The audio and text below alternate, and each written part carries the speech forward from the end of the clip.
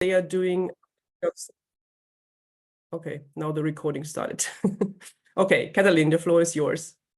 Hey, thank you very much. So welcome everybody. I am an associate professor and the head of Department of Sustainability Management and Environmental Economics at the Corvinus University of Budapest. So it's in Hungary. And so my teaching experience is about mainly also in English and Hungarian, focusing on sustainability management, CSR communication. And I teach in all levels, BA, MA, MBA, and postgraduate levels. And my main research field is business education for sustainability. I chair the steering committee of the university's ERS Hub, which is the Ethics, Responsibility and Sustainability Hub. And it's a new initiative in our university where we strive to bring together all the members, staff, the students under the initiative in this field. And I also became the chair of the Prime CE chapter in this year. So thank you for the opportunity to represent the Corvinus University and also the Prime CE chapter today. So answering to Lisa's question, we have some concrete examples, but now I will start with a collaboration with other Hungarian universities. We have a Hungarian University Sustainability Platform. And we started a new innovative online course titled Introduction to the Issues of Sustainable Development Goals. And it started in this spring semester, and it was available for Hungarian students exactly as a free credits elective course. And it was available also for undergraduate and graduate students across all the members institutions of this platform. So this unique online course is designed to cover various aspects of the SDGs, and it is taught by the experts, the lecturers, educators from these different universities. So it could provide a comprehensive overview of all the SDG goals. So this Hungarian University Sustainability Platform, it was established 2 years ago, and now we have 16 members.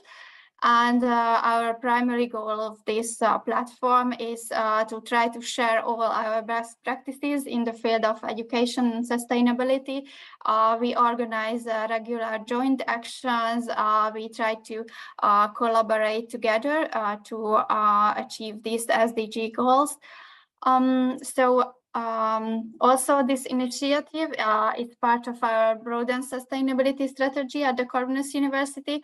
One of our goals is to integrate the SDG focused content in all our programs. So, for example, we already offer the course titled Global Sustainability Challenges in multiple languages, so also in Hungarian, English, German, and it's a really good opportunity for the students to learn about the SDGs also.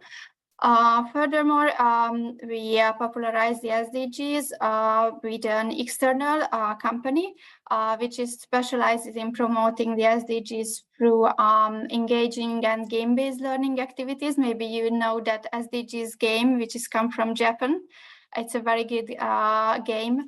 And this approach not only enhances the understanding of the interconnections between these different SDG goals, but also encourages their adoption in a more interactive manner, so they could game about the SDG goals, and it is very interactive and very inspiring for the students. We also try to integrate these games to extracurricular activities, and the Erasmus staff training session organized by the Corvinus today exactly. So we also try to integrate it in more levels. So in summary, the online course, which I have mentioned, and our other strategic actions, we try to promote the acceptance and the integration of these SDG goals, and mainly in our educational settings and practical applications. So yeah, I would give the word to Steve, I think so. Yeah, first of all, thank you very much. So I will then hand over to the next one. So to give a brief introduction. That sounds really cool because we are in the Prime Dach chapter. We are also working on a joint lecture series dealing with sustainable management. So every university should bring in their, let's say, expertise on different topics. So I really will come back to you. So maybe we can do a joint session or so, because it's all online. So every lecturer can then take one of the parts he wants to integrate in the lecture, or he can use all, or she can use all the different parts. So that would be could be a cool way of cooperation. So thank you very much for this. Yeah, we can learn from each other in that way. Yeah. Thank you very much. I forgot to say something. So if you have questions, please put them in the Q&A part. You can find it left to the backstage button. So we can, if we have time in the end, we will then also try to answer some of your questions. So I forgot to mention this in the beginning. Yeah, and then I will hand over to Steve. He's from the UN Global Compact UK. And I have to say, I listened to so many webinars you offered about Scope 3, about the CSRD reporting or reporting guidelines. I'm a big fan of the UK UN Global Compact because you're doing a really great job. So I'm very much looking forward to your inputs. I'm handing over to you, Steve, and thank you for being part of our panel. Thanks, Lisa. It's a pleasure to be here and welcome everyone. Well, first of all, let me just tell you a little bit about the UN Global Compact in case you're not aware. I'm the Executive Director of the Global Compact Network UK. Before I go on, I'm getting a bit of an echo. Is everybody else? Yeah. I'm really not sure what I can do about that.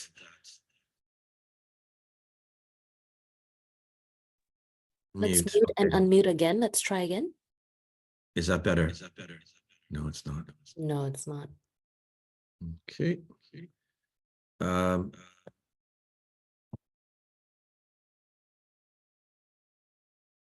we have to live with it, or what do you say?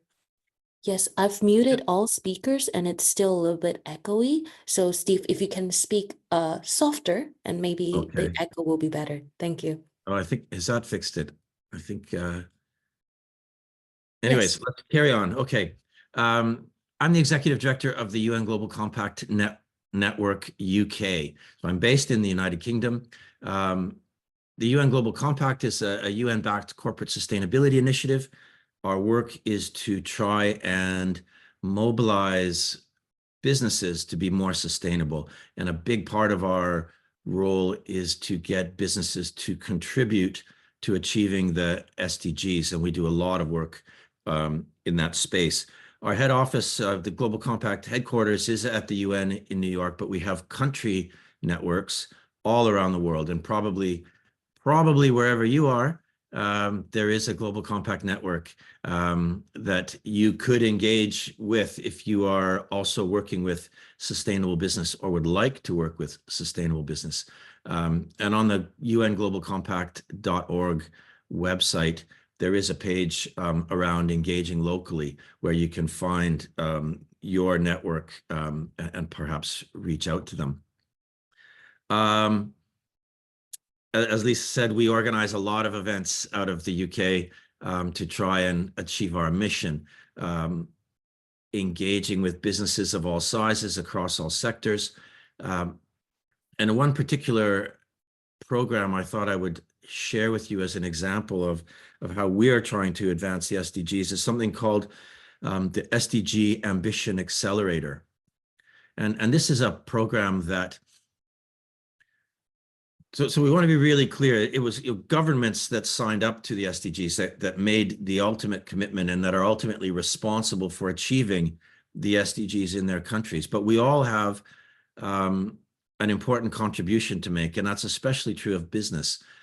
And the approach that we take is that we want businesses to integrate the Sustainable Development Goals into their own sustainability objectives. And by aligning their sustainability objectives with the SDGs, they will get benefits from doing so, but it will also maximize the impact that they can have and maximize the contribution that they can make to the goals.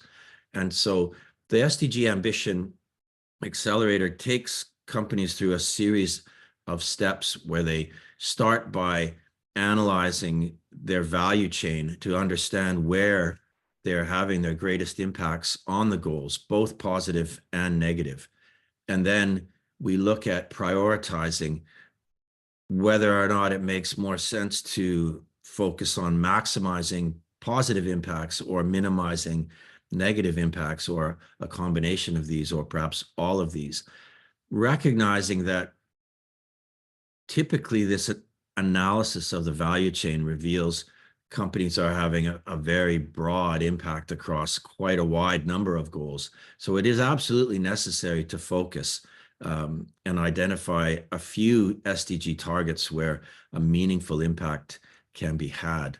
So after prioritizing, then we want to set sort of sub goals, company level goals, to make a meaningful contribution. And then it's all about integrating that goal into the strategy of the company. And of course, it goes beyond, it has to go beyond just slapping an SDG icon up on the webpage and saying, you know, we're going for goal 5 and a pat on the back, and that's where it ends. There needs to be targets built into the objectives of the company, and not just the company, but every individual and team working within the company. And best practice, of course, is when remuneration and incentives are specifically aligned to sustainability objectives that are in turn aligned with the SDGs. We have had great success with this accelerator program. It's something that we run in the UK and is run out of many country networks of the Global Compact around the world. And we do it once a year.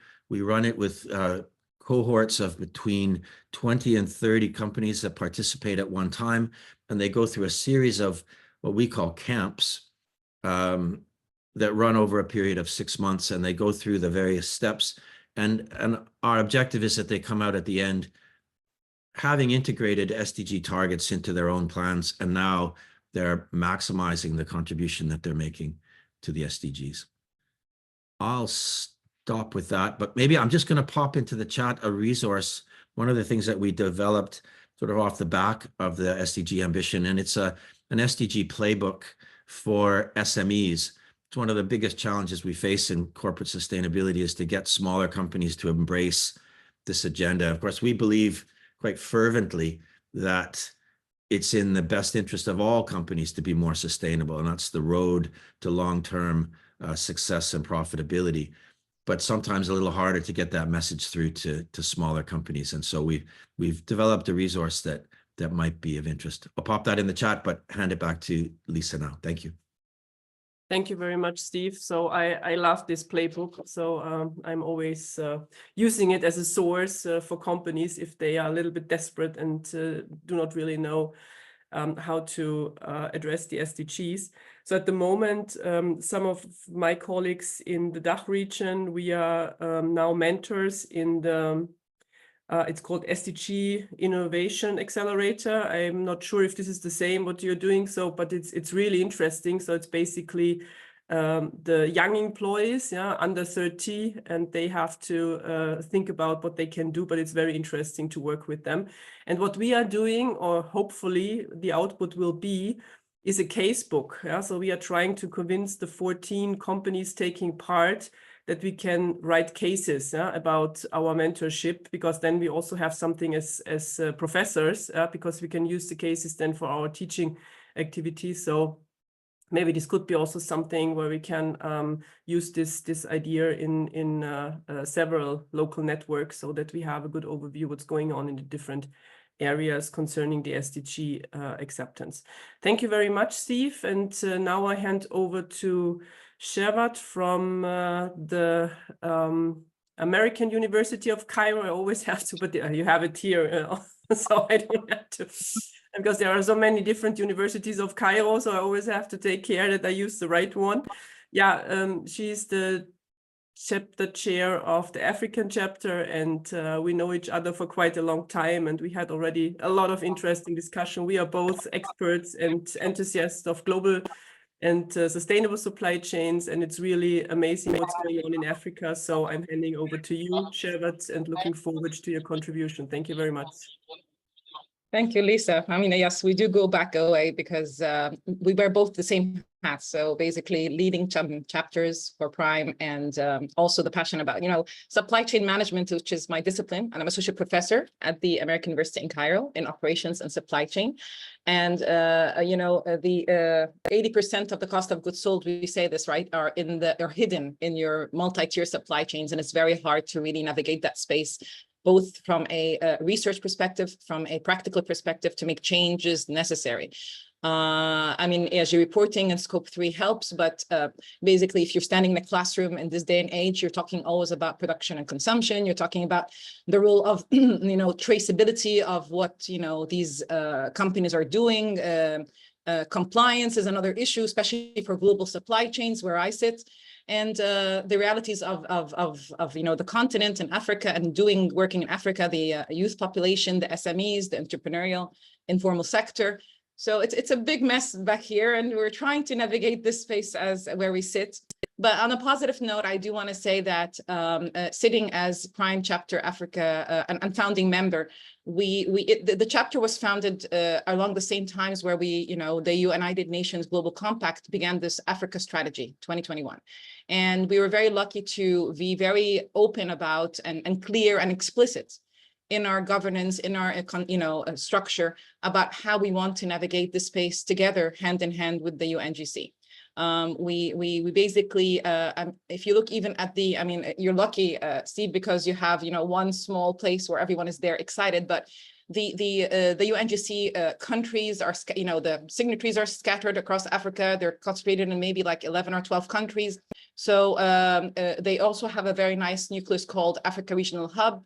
And we are very much closely coordinating with their head to see what we can do across the signatory schools. But I do think that what Prime offers and what UNGC offers is a very, explicit way of showing learning by doing. So one of the things we did, for example, is we always keep an eye out for the events they're running in the continent. If UNGC is doing anything in the countries that are present there in the country level networks, how do we have that presence? And at the same time, we had their head speak in our, event when we were for our annual event, actually annual general meeting. So if, again, sitting in class, I don't know if you all face this, maybe Hungary also, Kathleen, is that when English is not the main language of the country and you have the textbooks, the curriculum, the research is always done in a different language, and we struggle to make the content relevant. So one of the things you're always standing in class pitching and support, showing them that there's value in this, you need to understand this. And then you just put another layer of the SDGs on it and it becomes really hard to sell in a classroom. So you really want to begin with an open mind when you're standing there and show them the value of why in a classroom you should be exposed to these SDGs, you're exposed to sustainability at large. And there is that kind of, pushback, maybe, I don't know how to say it, from all levels. The example I want to give for the sake of time is, again, something I did in coordination and with the support of UNGC Office and Prime Global Secretariats, thanks to Sophie and her team for putting me in contact. There's a coalition out of Africa Regional Hub called Africa Business Leadership Coalition, and they are basically CEO level led, working in Africa, committing again and again around SDGs. So basically I met with the coordinating team. We co-developed an assignment for my MBA students. And basically it was around the Africa Continental Free Trade Agreement, the effect of it on trade policies and supply chain, and how do you incorporate sustainability in this scenario? Because if you look at the trade policy, it is really dry when it comes to SDGs. And again, the MBA typical in my classroom are like mid-career professionals, very exposed, very sector oriented. So we chose 3 companies in different sectors: transportation, FMCGs, and construction. And we basically, designed an assignment together where they can actually try to address these issues. They would act as sustainability officers. A big problem in our country is like, who's going to graduate the sustainability officers of these big companies? Beyond, of course, the SME issues and the entrepreneurship examples you guys gave us, which are wonderful and another big pain. But at the formal level, where do you hire a sustainability officer for in Africa? So these are the kind of discussions we had, and it had to be very African. It had to be, the narratives of climate mitigation adaptation. It had to be about the just transition of renewable energy. It had to be about the, is carbon markets fair or not fair? So there are very interesting discussions that we had in the class, and we used the assignment as a final, piece. The assignment was shared back with the New York office of the UNGC, with a team sitting in the Intergovernmental Affairs in Africa. And again, it was shared with the CEOs of the companies that pledged and supported us. A lot of coordination. We can talk about the challenges later, but thank you so much. I thought this was a positive note that I wanted to share. Thank you very much, Sherwood. This was very, very interesting, and we just got the first Q&A question. So I think we need another 5 hours to answer those questions, because they are directly addressing the problem you have just mentioned. It's so complex that it's very difficult, and the companies, they only see the very, let's say, specific situation they are in right now. And right now, most of the companies have the problem that they are losing money, that they are, let's say, that they are forced to invent stuff they don't have capacity for. So it's very difficult, especially when we talk about the supply chains at the moment, the global supply chain. So if we have time, I hope we will have time, then we will at least address this question, and hopefully we'll find some further, let's say, events where we can go on with this kind of questions, because I think they are really important. But now I will hand over to Rob. So I'm also a big fan of Rob, because he writes really cool books, and always telling us what we are not doing in the right way, let's say. So that's very helpful. So we also need to criticize a little bit, so not always saying, oh, we are so good, we are doing all this stuff in the right way. So we should also learn from our experience, and we should, what I really like best, that we should inspire us, because we all have our basic experience and knowledge, and it's very important, especially from a cultural background, because I think this is one of the huge problems in sustainable management, that we have different cultures, and this means something different, and it's very difficult to then bring this SDG ideas into a global supply chain. Rob, I hand over to you. Thank you very much that you're joining. Thank you, Lisa. I didn't expect that I am supposed to be criticizing the experience. Actually, I wanted to do it a little bit differently. I also prepared a few slides, also with the risk that I will take up too long of your time. So let's see whether we can do that. But I would like to share some of the experiences we've had with the Rotterdam School of Management and the Prime Benelux France network, also in developing an integrated formula on the basis of what we call challenge-based learning and challenge-based. So that's also where I hope I can share my screen. Let me see. Oh dear, it always goes wrong. Yes, we see your screen. We see my screen, yes, and I just want to have my slides. Can you see my slides? Yes. Yes, okay. A few slides to share, and of course afterwards, please feel free to ask me to share those slides. So actually, we start with the idea that we have these challenges. We have the challenge of what we call the VUCA world. It's complex, volatile, uncertain, and ambiguous. And that also requires that we face a number of skill challenges, or we call the 21st century skill challenges. So that's the translation from learning to doing. And you can see already that the World Economic Forum basically saying the biggest challenges are complexity, analytical thinking, active learning, critical thinking, and the like. So what we did then at the Rotterdam School of Management say, well, let's develop that in terms of what we call 21st century skill challenges. You can already see that we developed a book then, and then that boils down to this big book, maybe that Lisa also was referring to in the Prime series on principles of sustainable business. So that's it. So what we try to do then as a learning formula also to not only link to the big issues, but actually to the challenges that our students face. So summarizing this in a little picture, this is our Gen Z, and they're faced with, I don't know, too many challenges. That goes from climate change, poverty, the SDGs, of course, but also to that are considered to be the snowflake generation, stress, fake news, etc., student debt, housing debt, and whatever. So what is the formula that we developed then? And this is just a little summary of the formula we developed, and I will then explain how we then, with say 3 examples, how we try to integrate it into teaching. First, you need to start with a challenge. Gen Z challenges are comparable, of course, to the global challenges, the VUCA world, the wicked problems, the polite crisis, and whatever, but they're not exactly the same. So I have to align with them. Then you develop a principle-based approach. And of course, principles is the prime principles, but also the principles of the SDGs. It's really important to understand that there are 5 principles: people, planet, prosperity, peace, and partnering. And then you move on from point 1, 2, 3, 4, 5 to 6. Of course, by learning, you need to have frames, you need to navigate change, you have to self-assess, empower yourself, and then that should be purpose-driven. And actually, we see that in the development goals, the SDGs are extremely important to make that purpose-driven. So this is the teaching, the research, and the engagement formula that we developed, not only for our students, but also to engage with society. So let me give me 3 examples of how we try to integrate, so this is what we call the skills approach, and the principles of sustainable business, more the intellectual approach. So one example is something that we did in the region of South Holland, that's where Rotterdam is, but also where The Hague is, but also where 3 major universities are: Leiden, Delft, and Erasmus. Leiden is more law, Delft is more technology, Erasmus is more management, and the like. And so what we try to do is what we call challenge-based learning program.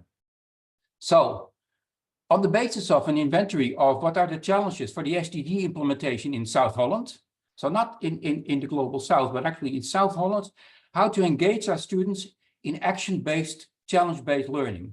So we asked clients, that can be companies, that can be local municipalities, that can be NGOs, that can be the university itself. What are the SDGs that you face? What is the priorities? Like what Steve also said, what do you think are priorities? And then in an 18-week challenge-based learning program, align our individual students. This is a bachelor program, by the way, of 3 universities that have to then try to get together interdisciplinary knowledge anyway, and to make it actionable. And so the check then will be, and that's the second thing that we just saw, is how to report that. We call it a poster competition, and I see that Eva Roth is also part of the people that are listening to what we're doing. Eva is the head also of our internal what we call positive change team. But then we define that in terms of posters. And you think, well, posters, so what? Our students love it. You can see Unilever, other companies. This is just Unilever, and you see 3 posters on the same company from different teams of students that come up with different approaches. So we create creativity in framing, navigating change, but link it to the SDGs and a number of other frames. We make it into a competition, of course, and there is a website, and then everybody loves it. Even there's now a global competition, also organized by the AIB. And I would love to share that kind of information with you, which actually tries to bring it across cultures with the same kind of frameworks, with the same kind of challenges, because that's the SDG agenda, universal, but at the same time with extremely contextualized cases. So not preset cases that you learn on Nike from 10 years ago, but actually everybody develops their own cases. Final example, this is where then we try to link their learning with what I call a sustainable leadership profiler, and then make it actionable even in their day-to-day ambition. So that's where Eva Roth will probably be able to talk about that more, maybe also in the chat. So what we developed then, and Eva developed at the Rotterdam School of Management, is a positive change ambassadorship, where you try then to link not only the SDGs in analysis, but also make it work on campus, and then work on this in terms of skill development. And you can see already, we developed then tools and little booklets. And if you like, you can go to the website and find all the materials that are more or less almost all open access. Of course, within that, we have games and all the other tools that have been developed by others. We gratefully accept that, of course. So that's explaining the formula, illustrating how we try to integrate that, but also how to link it up really to the challenges that our students face. And they might be different from the big challenge that we want to convey in terms of climate change or poverty. They actually are dealing with the debt crisis or depression or stress or whatever. But by linking them, I think we can make a perfect match. So that is a short explanation of the formula. We are trying also to support everyone that around the world in the Prime Network that wants to do that. We have a faculty development program a little bit to support that. If you like, please contact me and we can help you. That's it. Thank you very much, Rob. So I'm really excited because we have 1 more minute for the first part, so we are perfectly in time. So thank you very much to all of you that you really helped me to be in time, because we have a few questions already in the Q&A session. But now I would like to go on with the second part, and we have prepared 2 questions, and I would like to start with the first one. And the first one is, what kind of gaps do we have to fill to make sure that the SDGs drive the future success of businesses? So this is what I would like to address to you, Steve. And business schools, this is what I would like to address to you, Rob. So maybe we start with Steve so that you can have a 5-minute break, and then we go on with you, Rob. So Steve, please share your insights. What do you think? What are the major challenges we have to face to make the SDGs a little bit more easier to implement into a successful story for a company? There are a number of gaps. Most in the UK, and I suspect in many other markets, is just a general lack of awareness of this agenda and the value that the SDGs can bring to business. Passed in 2015 with a fair bit of fanfare, and almost every year since, we've seen heads of state gather in New York for the General Assembly, and they all put on their SDG pins and get their pictures taken at the UN headquarters, but promptly get back home and forget all about the SDGs. And that's certainly been a problem here. I could probably count on one hand the number of times since 2015 that a UK Prime Minister has actually said the words Sustainable Development Goals in the UK. They're quite happy to talk about it when they're on trips to New York or to Africa or elsewhere in the world, but there's a real problem with recognizing that the SDGs are a domestic agenda as well as an international one. So that lack of leadership has been a problem just in raising generally awareness that here is a valuable roadmap framework for the future we want. And that makes it very difficult. Business are very tuned into compliance first and foremost. And we're seeing that particularly in this moment when the EU has been so active, and I think in a very positive way, showing real leadership. But new legislation such as the CSRD on reporting and the CS-DDD around due diligence have really focused the minds of people working in corporate sustainability, focused almost exclusively, I would say, over the past year and probably the coming year on compliance first. And that's left very little oxygen for other initiatives. So that's a problem. This huge number of frameworks and different approaches have potentially crowded out SDGs, and people have lost sight of the value that aligning to a truly universal global framework that enjoys very wide support across all sectors, what value that can bring. So to sum up, I think we have an awareness gap, a leadership gap from political and just sort of public voices that are advocating and driving this framework forward. Because I think once we get that awareness going, the business case comes fairly clear once companies embrace this.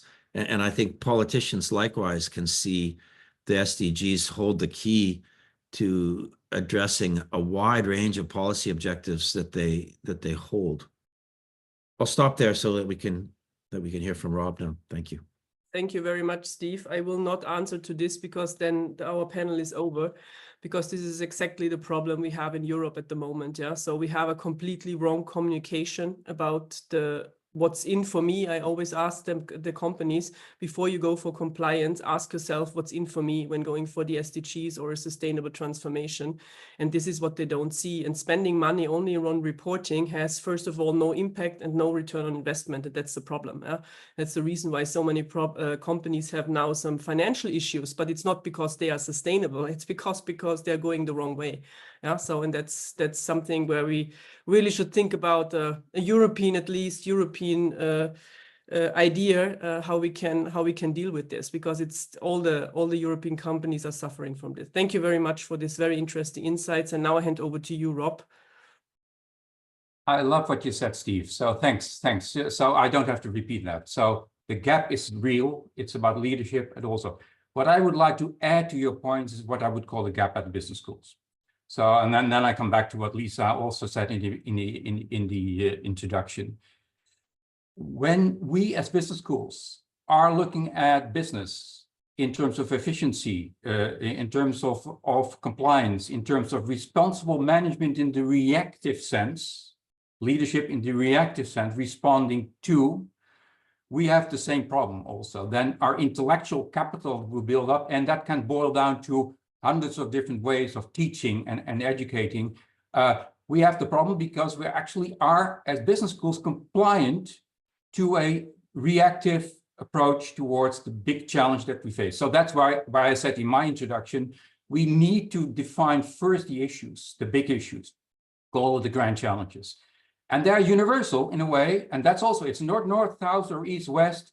It is actually universal, and that's where we have to reiterate the extremely important value of the Sustainable Development Goals. For better or for worse, I always say that because, of course, they're flawed, and I do a lot of research in SDG-8, for instance. We have to develop further indicators or whatever. This is the only framework we have which is integrated, it's universal, it applies principles, and we have to link it to our own principles. So that's one.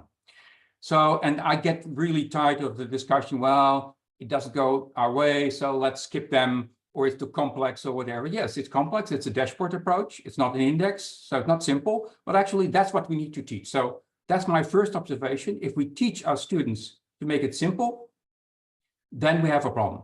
And if you teach our students to do the business case of efficiency and profit maximization or shareholder value, we have a problem.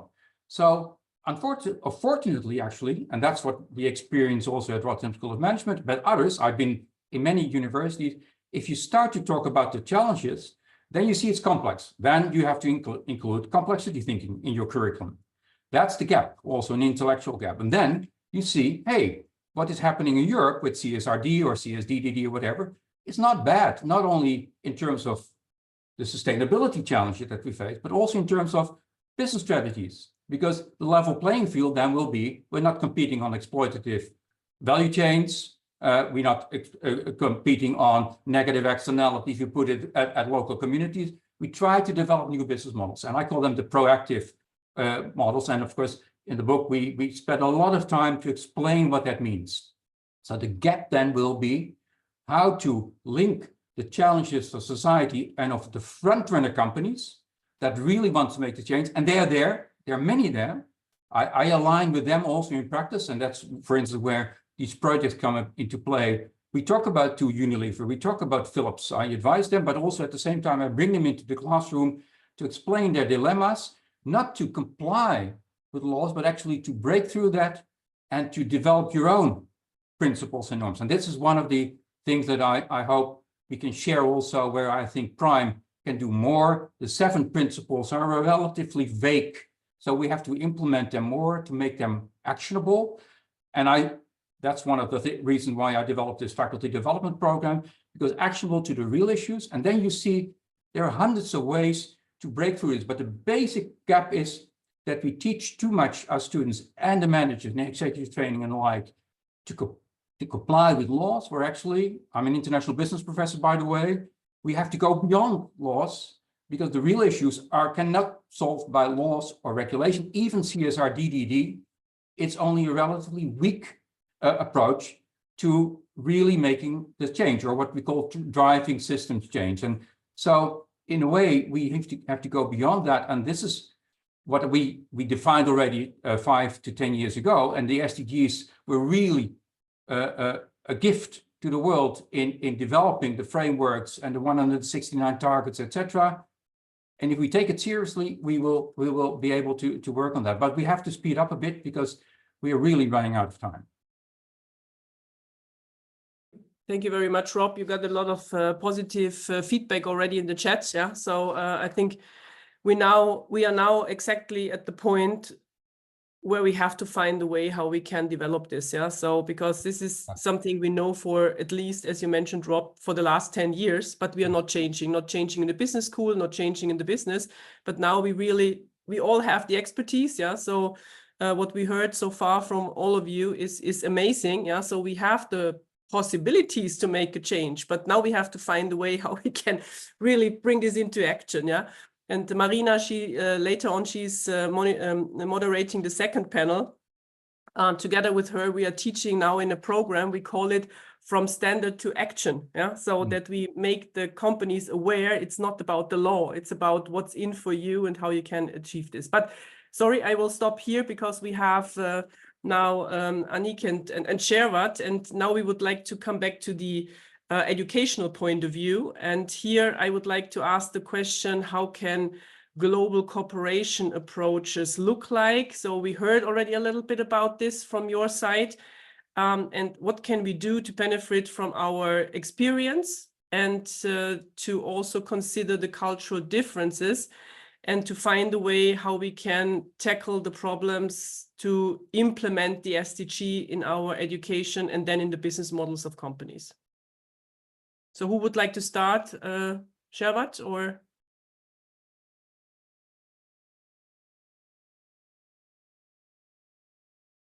Happy to, but okay. Right.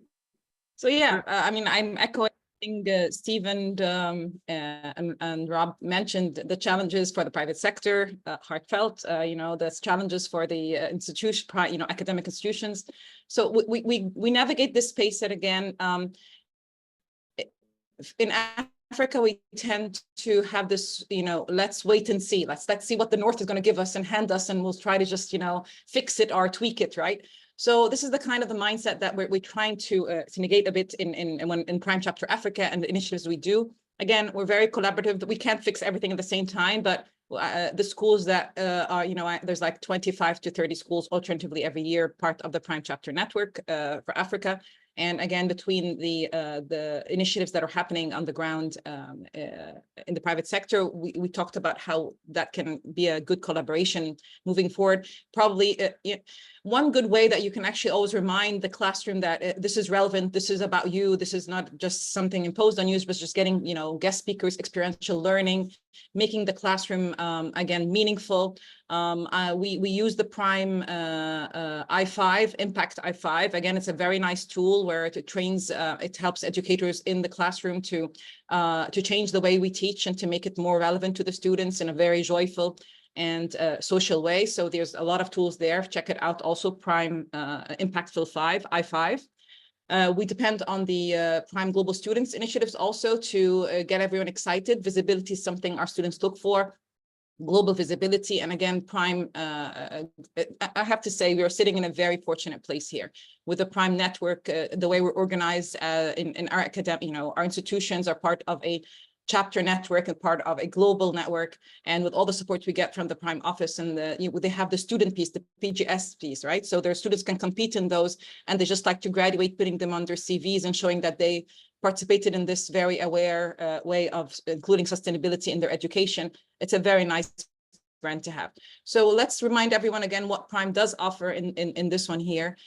We took it a step further again around, it happened, I think, because COP27 did happen in Egypt, where I come from. And I do have to say, a lot of deans are very committed to what Rob just said, that we have to do this intentionally. We can't just wait. We have to do it in a proactive way. And thanks again to Prime, the network schools, and their awareness of what's happening out there. At that time, Director Metamor Singh brought in to us the knowledge of this initiative called Business Schools for Climate Leadership. It's a European initiative where 8 European schools kind of launched in COP26 a toolkit to how to teach climate in business education, which is, again, a very hard space to navigate, especially if you're looking, I mean, social sustainability we can get, right? You know, SDGs at large, production, consumption. But when it comes to climate change and what the role of, what business schools do in the climate space with all, with the technical and environmental regulations that are associated with it and the policy pieces, it kind of gives a backseat to business schools. So it's the initiative called Business Schools for Climate Leadership, again, ran by 8 wonderful institutions in Europe, and began this initiative. And we hosted what we call the second Africa version of it. And it's a coalition of the willing, where basically the deans of 6 schools, very astute, very assertive deans, very networked, sit together every year and every quarter, and 4 times a year in quarterly meetings to talk about what are we doing inside our climate, our education, to change it to graduate students who can navigate I don't know how to say, I mean, the narrative of climate change, the economic aspects of climate change, renewable energy issues in their countries through SMEs and where we sit in Africa. The just transition. So there's a big, initiative happening called BS4CL Africa. I do encourage you to follow up on it. We hold webinar series. We hold, joint classrooms. There's an annual conference, all within the vehicle of Prime Chapter Africa. And 4, I have to say, of the team, 4 of our people sitting in that initiative are also sitting in the chapter steering committee of Prime. So it's a very institutional level thing that I think and hope that carries forward in the many years to come. It's a very big grand challenge to tackle, especially where we sit in our socially soft leadership, entrepreneurship, business school style. And we're trying to really push the agenda there. Capacity building across our family, filling the gaps. If my school is good in climate finance, maybe let me just help someone else who needs something in leadership or in maybe operations and supply chain. So we do that, filling the gaps, and we're very closely networked and working together. And I have to say, if it wasn't for Prime, again, this wouldn't have happened. And we're not there by all means, and it's a long journey, but it's again a positive collaboration. You mentioned that word, so I have to say it's a very good example of how business schools can collaborate for SDGs. Thank you very much. Okay. Thank you very much, Sherbet. And now, Katalin, over to you. So you had the pleasure to start. Now you have the pleasure to end our session. So that's very cool. Thank you very much. Okay, thanks. I know that I do not have so much time, so just assuming something. So we really believe in the collaboration in the courses. So we have some other examples which I would like to mention to you.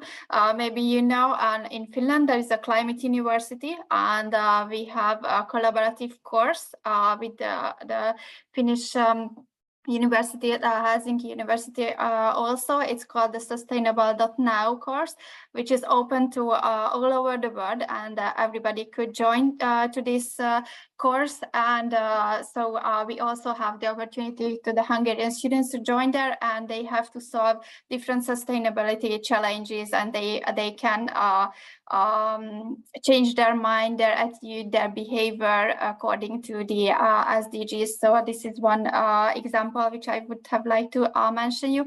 The other one is we are participating in the TEMS schools, and we have a special course. It's called TEMS Strategy Role Play Conference. Maybe you have heard about that, and it's a very good opportunity for the from different schools for the students to take part this role play. So they are just try to be part of this UNFCCC, and they have to obtain a consensus in that conference to limit the global warming to below 2 degrees.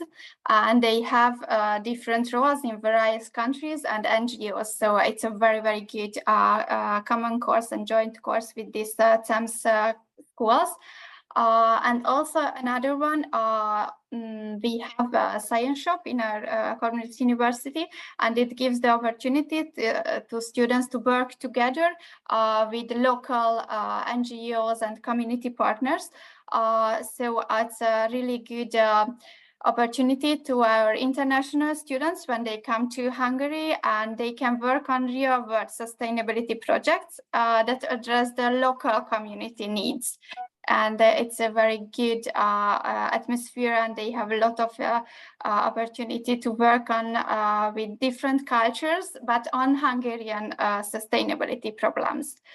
And also going back to the Prime, as you have mentioned, that in our CE chapter, we have the offline meeting in April in Budapest.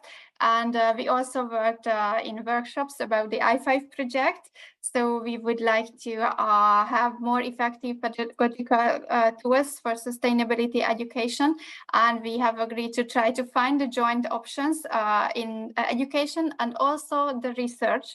So we just yesterday submitted a proposal with the Slovenian partner to find these opportunities, how we can effectively teach and educate students about sustainability and sustainable development goals. So assuming all of these, I think the collaboration, which is the main message from this, so how we can collaborate with different cultures and how we can learn from each other. And it can help a lot to achieve the SDGs together. Yeah, thank you. Thank you. Thank you very much, Katalin. I'm always so impressed when I hear from other colleagues what's going on. So what from my point of view, so, and I think share with you of the same opinion, because we are DACH and African chapter chair. So what I still miss is that we have the opportunity to learn from others. Yeah, so it's the first time, Katalin, I only know about you because of Marina. Yeah, so, and that's really a pity. And so this is sometimes you got to know somebody by accident, or like with our RME research conference which is taking place. So we need more events where we are coming together and really understand what others are doing and how we can benefit from this. So I think this is a really important thing. And we have to collaborate more with UN Global Compact, with the local networks, because there is also a lot of potential in it. And we had two questions in the Q&A part. And the first one is that BlackRock announced that they lost $4 billion because of green investment. And the second one was, okay, is not Mindshift the most important point, according to Anik, the keynote speech of our Eastern Hemisphere part? And should we not focus so much on investment and return on investment and money, but more on Mindshift? And then in the long run, we will have a better way. And I think these two questions are perfectly summarizing what we discussed within this hour, because we are all aware of this. We all know that we have the knowledge, that we have the expertise, that we have the measures, activities to change it. But now we have to find a way to create this mind shift, yeah, and to really make it happen. And this was the, let's say, overall idea of this panel. How can we, let's say, bring our research and teaching expertise into action? How can we benefit from companies, and how can companies benefit from our knowledge? And I really hope that in the long run, we will find good solutions. And I have to say thank you to Prime that I had the honor to moderate this first panel here of the Eastern Hemisphere. And it was a great pleasure talking to all of you. And I hope we will have further opportunities to do so. And now, Rob, you have your hand on, so. No, just a small remark. BlackRock, well, okay, they just have the wrong business model and the wrong mentality. So if we are able as business schools to give that type of feedback to BlackRock, because investing in climate is actually a positive sum game. The business case is there, but you have to organize it differently. So that's where management schools should be able more assertive to do that. So hope you don't mind that I No, make that's perfect, because this is really have to exactly think about that. exactly the problem Shervat and I have to deal with all the time in supply chains, in global supply chains, because if you have the same logic of your global supply chain and try to be more sustainable, it's not working. Yeah, you need new business models, new ideas to bring this in. So that's exactly It will be profitable, eh? So it's a longer term profit against short term profit or loss. Anyway. Yeah, perfect. Thank you so much. We are perfectly in time, just in time. So we are sticking to our strategies, Shervat. I'm so happy and I'm so glad that you all joined this panel. Thank you very much for your great contribution. And yeah, I hope we will see us soon in other events and possibilities. Thank you so much. Bye-bye. Thank you. Bye-bye. Bye-bye. Bye.